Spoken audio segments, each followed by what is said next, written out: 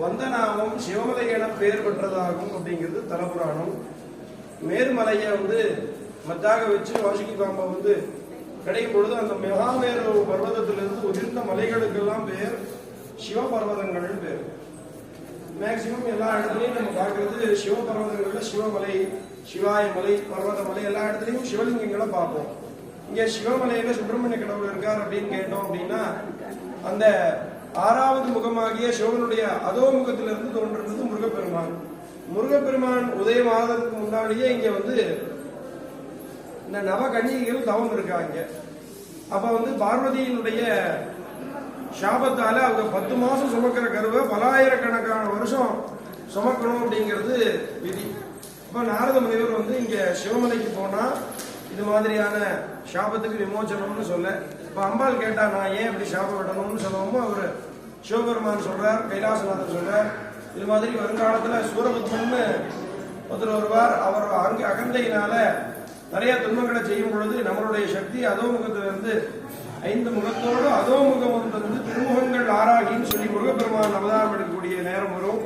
அப்ப முருகனுடைய படைகள்ல 9 வீரர்கள் போகணும், 9 வீரர்கள் போகணும். அந்த 9 வீரர்களும் இங்கிருந்து புறப்பட்டு போகணும் அப்படிங்கிறதுனால திருச்செந்தூருக்கு இங்கிருந்து தான் சுவாமி சம்மாரத்துக்கு போனதாக ஒரு ஐதீகம். இங்க 9 வீரர்கள் முன்னாடி இருக்கும். வீரபாகுதேவர், வீரபுரந்தரர், வீரமார்த்தாண்டர், வீரகேசரின்னு சொல்லக்கூடிய 9 வீரர்கள் இங்கிருந்து தான் அவங்களுடைய ஜனன பூமி. நவம் எல்லா பக்கம் சப்தகன்னிகைன்னு பார்க்குங்க, நவகன்னிகைன்னு இருக்கும். அது நவமாத்திரைகள். அதாவது அம்பாளுடைய பாதச்சிலம்புல இருந்து 9 மணி உதிர்ந்துதான்.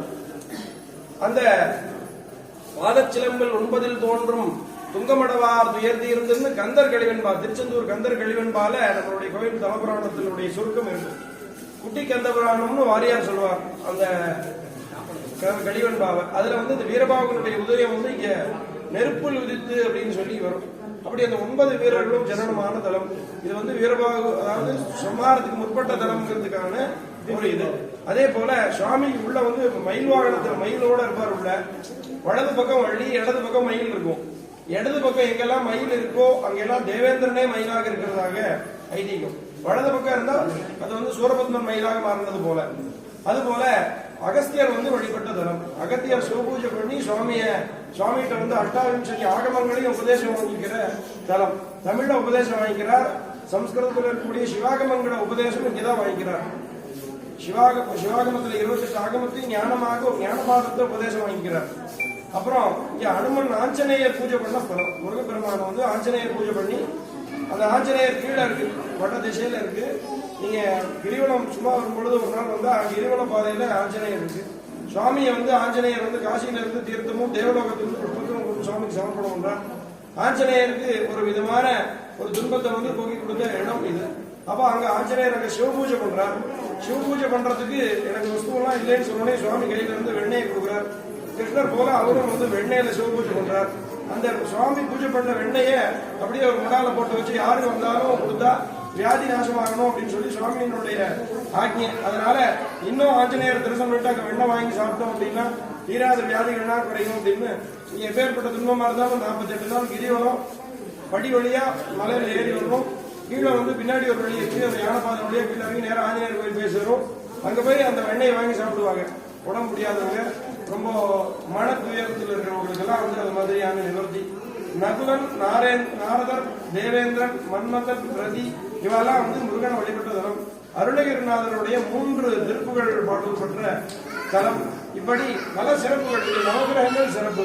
9 நவகிரகங்களும் ஆகமோக்தமான பிரதிஷ்டை. எல்லா கோயிலையும் புராணோக்தமா இருக்கும், யாகமோக்தமா இருக்கும். சுப கிரகங்கள்லாம் நடுப்புலையும், அசுப கிரகங்கள்லாம் கார்னர்லயும் இருக்கும். சூரியன், சோமன், புதன், சுக்கிரன், பிரகஸ்பதி இது 5 உள்ள நடுவுல பூர்வ தட்சிண உத்தர பশ্চিமத்தில் இருக்கும். ஆக்னேயாதி கோணத்துல அங்காரகன், சனி, ராகுகேது இது 4 தோஷங்கள் விளைவிக்கக்கூடிய கிரகங்கள் கார்னர்ல இருக்கும். இப்படி நவகிரகங்கள் காரணாகம முறைப்படி இங்கே பிரதிஷ்டை பண்ணப்பட்டிருக்கு. சூரியனுக்கு பூஜை பண்ணிட்டு தான் பூஜை. இது காரணாகமமான வழிபாடு. அப்புறம் உள்ள விநாயகர் பெருமான் இருப்பார். அர்த்த மண்டபத்துல எல்லா கோயிலையும் விநாயகர் பூஜை பண்ணிட்டு தான் சுவாமிக்கு பண்றது வழக்கம். கணேசம், மூல பேரஞ்ச, தாண்டா வஞ்ச, உமாபதினு ஆகமங்கள்ட்ட சொல்லப்பட்டிருக்கும்.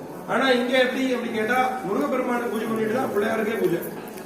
தனக்கென்று ஒரு நாடு தனக்கென்று ஒரு மக்கள்னு சொல்றது போல முருகப்பெருமான் எல்லாத்தையுமே தனக்கே வச்சுட்டு இருக்காரு. அண்ணாபிஷேகம் முருகப்பெருமானுக்கு தான். எல்லா விசேஷங்களும் பிரம்மோற்சவம் பவித்ரோத்சவம் எல்லாமே முருகப்பெருமானுக்கு தான். ஐப்பசியில 8 நாள் உற்சவம், 22 நாள் உற்சவம் பிரம்மோற்சவம் தைப்பூசத்துல. இப்படி எல்லா உற்சவங்களும் முருகப்பெருமானுக்கு தான் இங்க நடக்கும். அதனால இங்க முருகப்பெருமானையும் சிவபெருமானையும் தனித்து பார்க்கிறது இல்லை. அதனால அறுமுக சிவனாராக முருகப்பெருமான் இருக்கார். 800 நாமம் தாங்கிய முருகனுடைய நாமம் 800 நாமம் உண்டு இங்க. அப்படி முருகனுக்கு தனிச்சிறப்புடைய கோயில். இப்படி இங்க உத்தரவு பொருள் தான் விசேடம். வந்தப்ப வர கேட்டாங்க என்ன உத்தரவு என்ன விசேடம் அப்படின்னு. அவஸ்தைகள் 5, அதுல சொப்ன அவஸ்தையில போய் சுவாமி போய் எல்லாத்துக்கும் அனுகிரகம் பண்ணக்கூடிய தலம் நம்மளுடைய தலம். சொப்னத்துல போய் சுவாமி சொல்லுவார் இந்த பொருளை கொண்டு வந்து வரணும் அப்படின்னு. இந்த பொருளை கொண்டு வந்து வச்சு பூஜை பண்ணா அது உலகம் பேசப்படும். உலகத்தினுடைய காரண காரியங்களை சுவாமி இங்க நிர்ணயிக்கிறார். அதனால சுவாமிக்கு பேர் காரண கடவுள்னு பேரு, சிவாச்சலமூர்த்தின்னு பேரு. வேதாதி சாஸ்திரேஷு அதீத ரூபம் சித்தாந்த ரூபம் சிரசா நமாமின்னு வேதாதி சாஸ்திரங்களுக்கெல்லாம் அதீதமாக இங்க சுவாமி இருக்கார். அதனால இங்க சுவாமி இந்த திருஷதி அர்ச்சனையில திருஷதி அரங்கேறிய தலம்.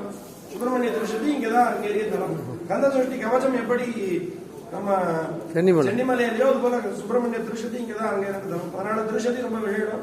இங்க திருஷதி பண்ணிட்டு போனா எப்பேற்பட்ட காரியமா இருந்தாலும் அனுகூலம்னு பேர். அது மாதிரி 1,35,000 ஸ்லோகம் கொண்டது நம்ம கோயிலுடைய தலபுராணம். அதாவது பெரிய பெரிய கோயில்கள் எல்லாம் விட நம்ம கோயில் கந்த புராணத்துல பெரும்பகுதியை கொண்டது நம்மளுடைய கோயிலுடைய தர்மாத்மி. ஈசான சமிதியில நம்மளுடைய சிவகிரி மகாத்மியம் அப்படின்னு இருக்கு. அப்பேற்பட்ட குங்கும மண்டலத்துல ரொம்ப பிரசித்தியான ஸ்தலம். ஆகையால இப்பேற்பட்ட முருகப்பெருமானுடைய சன்னதிக்கு நம்ம வரணும் அப்படின்னா இதனுடைய பிராச்சீனமும் ரொம்ப அதீதம். எப்படின்னு கேட்டீங்க அப்படின்னா யுகாந்த மூர்த்தி 4 யுகத்துக்கு முன்னாடி இருந்தே சுவாமி இங்க இருக்கிறதாக ஐதீகம்.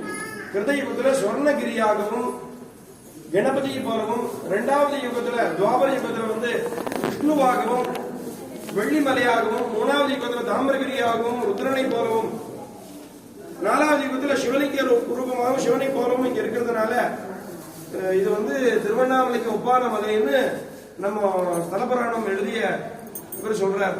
காமரூப ஜோதிகிரி அப்படின்னு நம்ம மலையை சொல்றார். ஆகையினால திருவண்ணாமலை கிருதி பிரதட்சணம் போல இங்கேயும் கிருதி பிரதட்சணம் ரொம்ப விசேஷம்.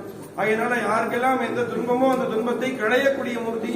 கலியுகத்துல கலியுக மூர்த்தின்னா பேசக்கூடிய மூர்த்தி. ஒருத்தர் சாமி இல்லை அப்படின்னு சொல்றான், ஒருத்தன் தெய்வம் இல்லை அப்படின்னு சொன்னா இவர் முன்னாடி நிக்க வச்சு அவர் தொடைய ஆட வச்சிருவார். அப்பேற்பட்ட மூர்த்தி நம்ம மூர்த்தி.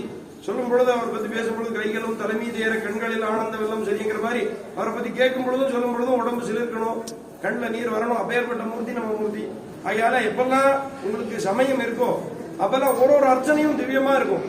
அஷ்டாங்க யோக சாட்சினே நம 8 விதமான யோகத்தையும் இங்க கைவரக்கூடிய இடம். அதனால எந்த மன வருத்தம் மன அழுத்தம் எதா இருந்தாலும் அவரோட சன்னதியில் 10 நிமிஷம் உட்கார்ந்தா போதும், அப்படியே கிளியர் ஆகும். எப்பேற்பட்ட துன்பம் இருந்தாலும் போதும், பெரிய முடிச்ச பிரச்சனைகள் எப்பேற்பட்ட தடைகள் இருந்தாலும் இதெல்லாம் ஒரு ஸ்துதிக்காகவோ ஒரு ஸ்தோத்திரம் ஒரு புராணம் அப்படின்னா அதுல கவி இருக்கும் அப்படிங்கிற மாதிரி கிடையாது. அனுபவம் உண்மை. இவங்கெல்லாம் நிறைய விஷயங்கள் நான் சொல்றது ஸ்தல மகாத்மியத்திலேயே இருக்கு. பெரியவங்க அப்படியே சொல்லிட்டே வந்தது. சுவாமிக்கு அடியில் அப்படியே சொர்ணத்துல லிங்கம் இருக்கான் அடியில. அது என்னடான்னு யோசிச்சு பார்க்கும்போது நம்ம ஸ்தல புராணத்துல சொல்லியிருக்காரு ஒரு யுகத்திலையும் சுவாமி ஒரு ரூபமா இருக்காரு அப்படின்னு சொர்ணமயமா இருக்கும்போது சொர்ணமூர்த்தி வெளியில வர போறாரு.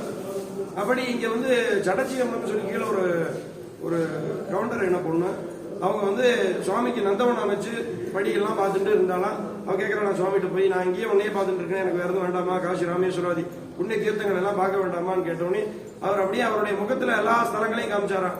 வேலை ஒண்ணாரா கீழே தீர்த்தம் தெப்பக்குளம் இருக்கு, அந்த தீர்த்தத்துல எல்லா தீர்த்தங்களையும் அங்க வரவழைச்சு காமிச்சாராம். அதனால சுவாமி முக்தி நிச்சயம் இந்த கந்தகுரு கவச்சத்துல சொல்றது போல சுப்பிரமணிய கடவுள்கிட்ட நின்றுட்டாலே எல்லாத்தையும் ஒரே இடத்துல கொண்டு கொடுத்துருவார், உள்ள கையில கொண்டு கொடுத்துருவார். பிள்ளையார் எப்படி அவையாருக்கு எப்படி அவையார தூக்கி கொண்டு போய் கைலாயத்தில் விட்டாரோ அது மாதிரி நம்ம முருகப்பெருமான் எல்லாத்தையும் தரவல்லவர். ஆகையால நம்மளுடைய பிராமண சமுதாயமாகட்டும் மற்றும் ஏனைய அனைத்து சமுதாயங்களுக்கும் எல்லா விதமான துன்பங்களை கிடைந்து எல்லா விதமான ஐஸ்வர்யத்தையும் சுவாமி தரணும், நம்மளுடைய தர்மங்கள் எல்லாம் சிறந்து இருக்கணும் அப்படின்னா இங்க சுவாமி 6 கால பூஜை சுவாமிக்கு நடந்துட்டு இருக்கு. எல்லா உற்சவங்களும் நடக்குது. எல்லா உற்சவங்களையும் வேத பாராயணத்தோட தான் பூஜைகள்லாம் நடந்துட்டு இருக்கு. ஆகையால அவங்களை எல்லாம் பாக்குறது பெரும் பாக்கியம். ஞான சம்பந்த மூர்த்தி பாக்குறது போல எங்களுக்கு நாங்க எதை பார்த்தாலும் 4வரா பார்ப்போம். சைவ சமயத்தினுடைய 4வர்கள் ஞான சம்பந்த மூர்த்தி அந்தனர் குலத்துல பிறந்ததுனால எல்லாத்தையும் நான் ஞான சம்பந்த மூர்த்தியா பார்த்துட்டு நமஸ்காரம் பண்ணிக்கிறேன்.